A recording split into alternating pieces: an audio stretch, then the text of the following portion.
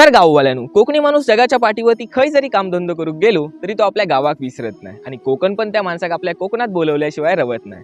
सुट्टी असली की गावाक जाणार, गणपतीक, शिगम्याक, छोटे मोठे सण उत्सव असणार तेव्हा गावाक जाणार. ते काच खरो कोकणी माणूस म्हणतात.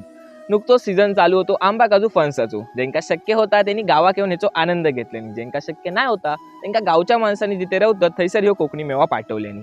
आणि आता नुकतोच सीझन चालू झालो तो म्हणजे पावसाचो. पावसात तुमका माहीतच असत आपला कोकण किती भारी गमता. वेगवेगळा आपल्याक बघूक भेटता आणि वेगवेगळा आपल्याक खाऊक भेटता. कोण वाजता साऊथनीचो कार्टो फोन करता.